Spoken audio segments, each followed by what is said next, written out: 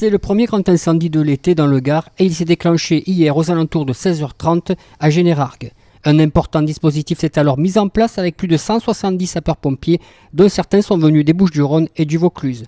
En quelques heures, le feu a ravagé une vingtaine d'hectares, ce qui a suscité une forte inquiétude chez les habitants du village, à l'image du maire Thierry Jacot. On a eu très peur parce que il y a des maisons, le feu était absolument pas maîtrisé et heureusement les pompiers ont pu quand même limiter la progression et les Canadair ont finalement fixé le feu, mais une maison a été particulièrement approchée par le feu aux alentours de 10 mètres, le feu était stoppé à 10 mètres au niveau de la maison.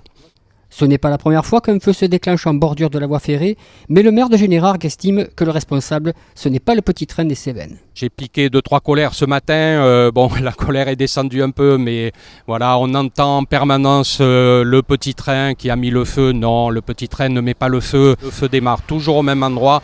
Donc non, à un moment donné, les coïncidences ou le petit train, c'est plus possible. On ne peut plus dire ça, c'est forcément intentionnel et on va essayer de travailler avec la gendarmerie, voir ce qu'on peut mettre en place, pas pour l'année prochaine puisqu'il n'y a plus rien à brûler, mais dans les années à venir, voir ce qu'on peut faire à cette période-là, peut-être des caméras de surveillance, on verra.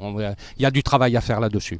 Thierry Jacot pense qu'un pyromane sévit sur son territoire et il n'est pas le seul, car c'est aussi l'avis de Frédéric Jean-Jean, le gérant de la station-service du village. Pour moi, le petit train, il n'a pas de pendule disant tiens, on est le 21, on va mettre le feu à Générargues. Je pense que le gars, il ne doit pas être bien loin et il doit s'amuser toutes les années à la même époque. Il doit peut-être être en vacances à cette époque-là et avant de repartir, il veut s'amuser un petit peu. Le commerçant en est quitte pour une belle frayeur car il abrite du carburant et des bouteilles de gaz. L'incendie a été stoppé à 100 mètres de sa station-service et il est reconnaissant envers les soldats du feu. Ils ont été très courageux et que je les remercie parce que s'ils n'avaient pas été là, on ne serait peut-être plus là. Parce que moi, avec les cuves que j'ai, là, j'ai entre 8 et 10 000 carburants. Si le feu il arrive ici, si ça pète, Générargues n'existe plus. Le pire a été évité, la bambouserie et le petit train des Cévennes ont repris leurs activités ce matin. Quant au dispositif, il a été allégé, mais l'incendie va rester sur surveillance cette nuit, comme le confirme le lieutenant-colonel Pagès. En fin de journée, la situation sera plus claire. Une surveillance sera maintenue et un dispositif sera maintenu toute la nuit pour continuer la surveillance jusqu'à demain. Demain matin, un point sera à nouveau fait.